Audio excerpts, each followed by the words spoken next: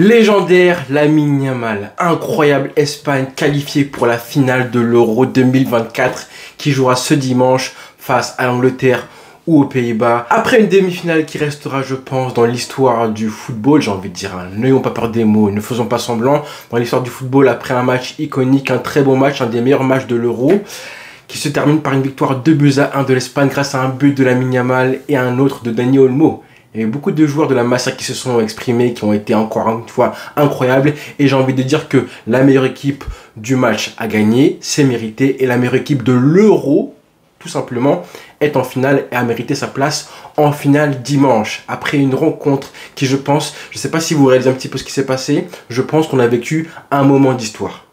Un moment iconique, un moment mythique, un moment légendaire, j'en perds mes mots, tous les superlatifs que vous voulez. Je pense que ce match-là va rester, je pense, dans l'imaginaire collectif. Dans 5-10 ans, on va en reparler. Évidemment, il fallait évidemment que l'Espagne aille au bout, que l'Espagne batte la France pour qu'on parle du match qui va sacrer, ça y est, le match référence, l'avènement, l'ascension, le match référence de la carrière de Lamine Yamal. Ça y est, c'est enfin tamponné, certifié, signé comme j'aime le rappeler. Le jeune du Barça de 16 ans et 360 jours, exactement oui c'est ça, vient d'éblouir et de choquer le monde entier. Il vient de choquer le monde entier. On savait que c'était un grand joueur, mais là je pense que ça reste une image.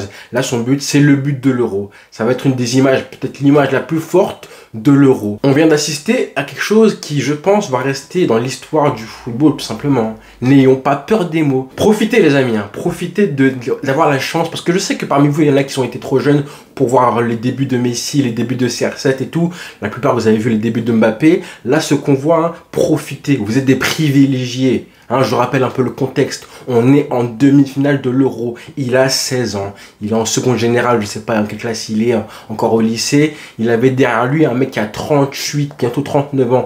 Jesus Navas. D'accord? Et il a fait quelque chose d'incroyable face à la France en demi-finale de l'Euro. On attendait un petit peu qu'est-ce qui marque depuis le début de l'Euro. On voulait tous qu'ils soient enfants buteurs et tout. Il a fait des pas décisifs. Il a fait des grands matchs. Et il a attendu ce match-là pour briller. Comme par hasard.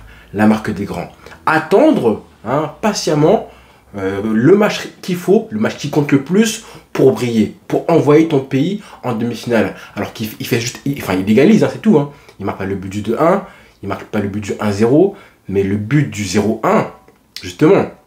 Quand il y a 0-1 que la France met le score, faire ça ce qu'il a fait, c'est incroyable. C'est juste la marque des très très très grands joueurs. Alors on ne sait pas où il en sera dans 2-3 ans, mais on prie Seigneur, on va prier tous les jours pour que ce mec-là ne se blesse jamais. Ce qu'il a fait, ce geste, cette espèce de frappe enroulée avec un espèce de relâchement, une légèreté. Regardez ses bras, ses épaules. Et je pense qu'au moment où il frappe le ballon, c'est exactement là où il veut la mettre. Il veut la mettre sur le poteau. Il veut pas la mettre, il veut la mettre sur le poteau. Et il espère que ça va être poteau rentrant. Et vous voyez un petit peu, il accompagne le ballon avec son geste, les épaules droites, tout le relâchement, la légèreté, les épaules droites, les bras légers, il s'applique, il enveloppe le ballon. Déjà juste avant ça, la façon dont il se débarrasse de Rabiot, tout le match il a fait. Il avait un client en face de lui, il avait Théo Hernandez. Est-ce que vous avez vu comment il l'a trimballé? Il n'a pas dribblé, mais comme il est intelligent, tout le match, on a vu un Lamine Yamal qui repiquait vers l'axe, avec cette espèce de conduite de balle où il fait semblant de venir un petit peu vers l'intérieur et finalement il revient vers l'axe. À chaque fois il l'a fait et la France, les Français n'ont rien compris. Vraiment, Rabiot, ça a été très compliqué pour lui. Remplacé par Deschamps qui a mis Kamavinga à la place, à sa place, et Lamine Yamal tout le match, tactiquement ça a été un régal absolu. J'ai des actions en tête incroyables. Mais son but c'est légendaire parce que voilà, il y a 0-1 à ce moment-là. La France est largement supérieure à l'Espagne à ce moment-là. Dominé tactiquement, physiquement, les comptes faisaient mal.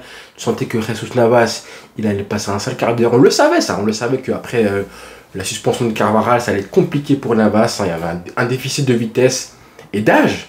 On a Mbappé Prime, 25 ans, qui était quand même assez en forme. Voilà, il a fait le travail, en tout cas en début de match. Après, il s'est éteint, on va en reparler. Mais ensuite, Jesus Navas, il s'est mangé un jaune à la 13e minute. Il est fautif sur le but, parce qu'il laisse Mbappé faire sa vie. Jamais de la vie, Carvajal, je pense, aurait fait ça. Il aurait été, je pense, un peu plus agressif.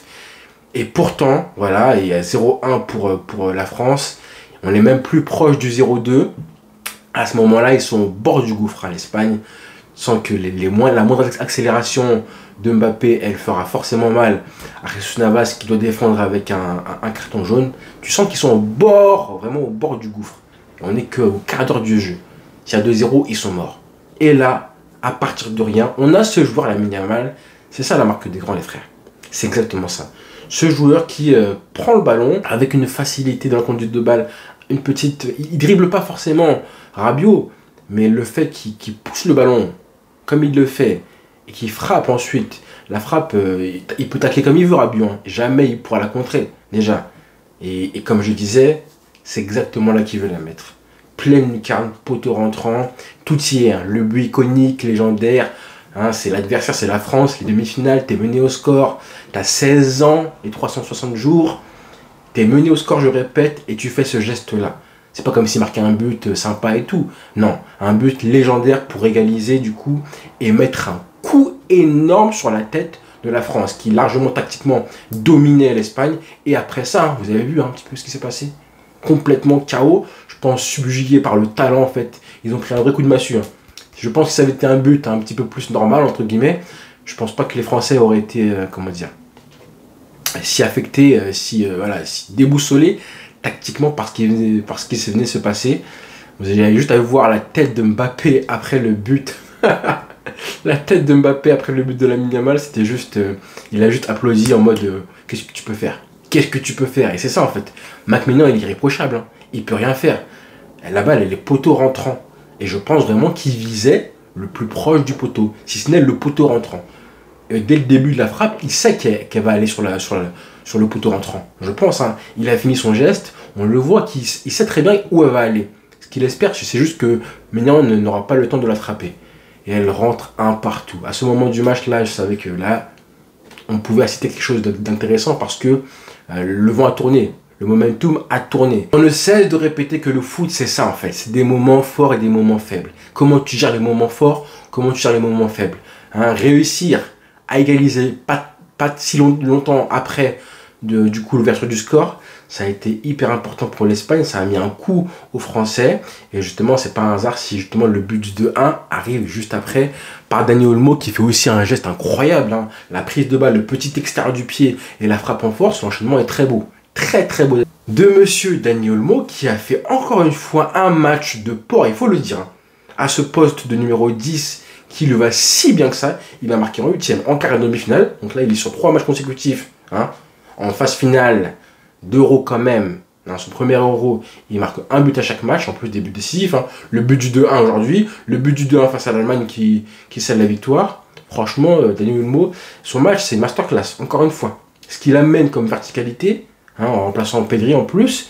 Franchement, c'est impressionnant comment il nourrit aussi Lamine Yamal et Nico Williams à chaque fois. Il est assez proche. Il arrive à combiner très bien avec Morata. La façon dont aussi Unai Simon se sert de lui à la relance, ça c'est une masterclass. Hein, parce qu'on pourrait croire que voilà, tu peux te servir de Rodri qui a fait un match incroyable. Oh Rodri, mon Dieu, quel match de patron!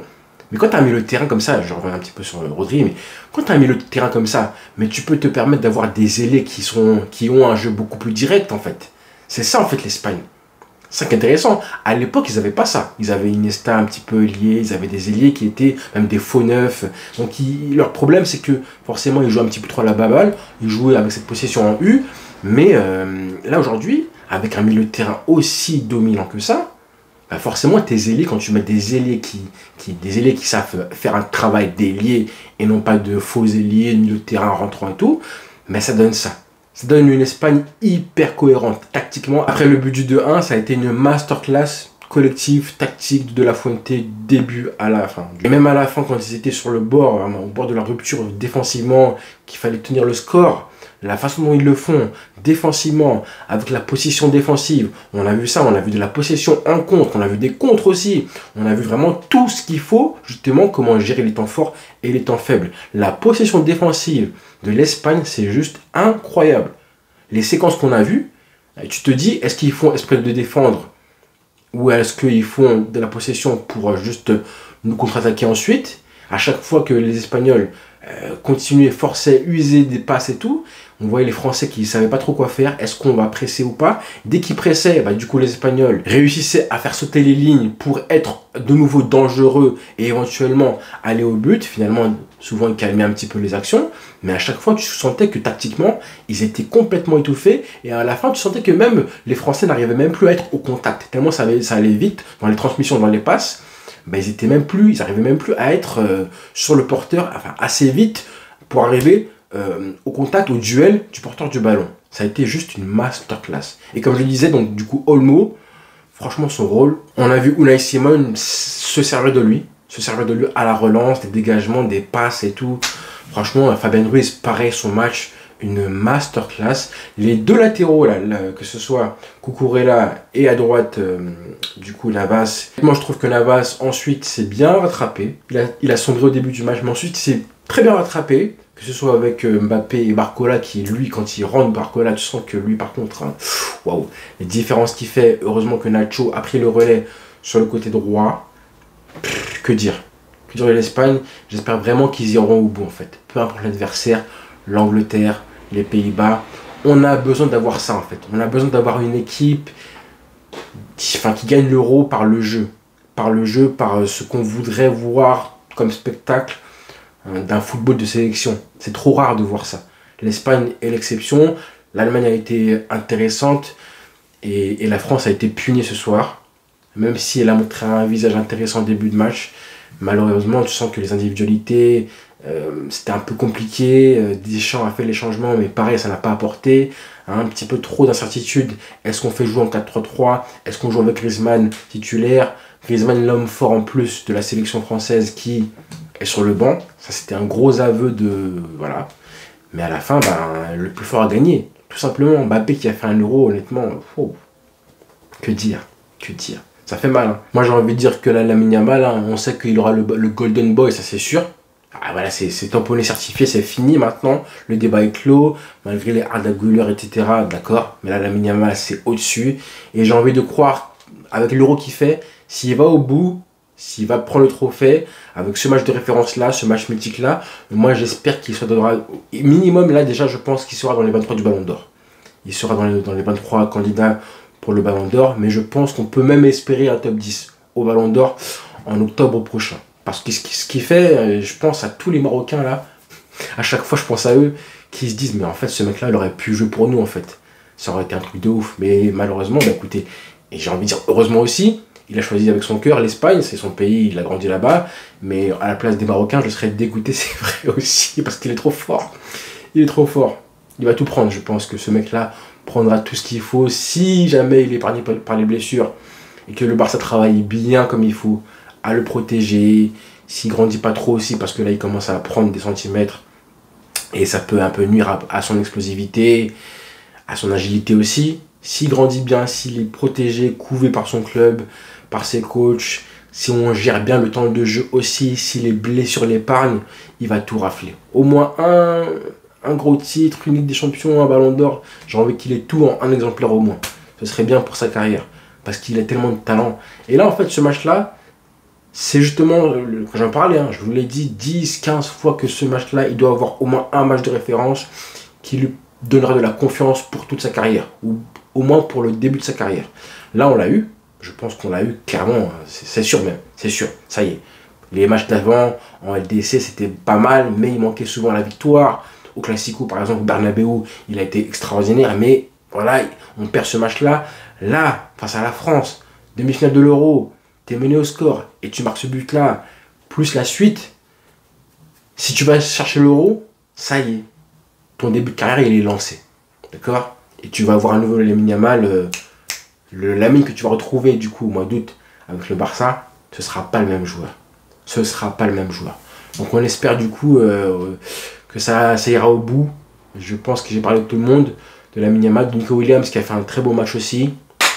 Franchement, on te veut au Barça de plus en plus. Là, j'ai envie de croire que maintenant, je commence à me dire que 58 millions d'euros, c'est peut-être pas si cher que ça pour le joueur. Le problème, c'est que ça a payé d'un coup, donc si, quand même, ça reste très cher. Mais bon, il montre un tellement beau visage, Nico Williams, qu'on a envie d'y croire. La complicité qu'il a En fait, l'Espagne joue comme on voudrait que joue le Barça. Et toutes les équipes, je pense, qui jouent en 4-2-3-1. Hein, quand tu vois que Fabian Ruiz se projette comme ça, il arrive des fois à être le joueur qui centre en retrait en plus, donc proche des 6 mètres et de la ligne des 6 mètres. C'est qu'on a un milieu de terrain qui se projette. On veut voir ça au Barça aussi. Tout ce que je vois en Espagne, hein, avec un Morata aussi qui fait un travail colossal au pressing, à la conservation du ballon. Franchement, Morata, voilà. Dans le jeu, je trouve que c'est largement plus pertinent que Lewandowski. Mais bon, je compare, je suis méchant. Je voulais juste féliciter l'Espagne, ce match-là. Encore une fois, Lamine Yamal, parce qu'on est en train, je répète, hein, je me répète pour la 10e fois, on vit un moment, je pense, assez mythique, assez sacré. Et dans 5-10 ans, on va reparler de ce match-là. Ça y est, c'est l'avènement de quelque chose. On a eu des images incroyables, son but, les visages après son but. Est-ce que vous avez senti, je pense que tout le monde a senti comment l'ambiance est retombée après ça. Ce que ça a fait comme effet sur les têtes des joueurs, c'est un truc, c'est palpable. D'accord? C'est pas quelque chose qui est tangible, mais ça se sent, tout simplement. Donc merci Lamine Yamal pour le but, pour les émotions, pour la célébration, pour tout ce qui a été les images qu'on a eues ce soir. Hein, son but, son pied, son corps et tout. La célébration où il glisse sur la pelouse. Ses coéquipiers qui viennent sur lui et tout. Ça a été de très très belles images. Et on le redemande évidemment pour la finale. Rendez-vous très vite. Dimanche, j'ai hâte. On verra évidemment la deuxième de finale demain. Angleterre-Pays-Bas. En attendant évidemment cette nuit, il y aura le match Argentine-Canada. Et le débriefing du coup demain matin. Voilà les frères. Bonne soirée à tous.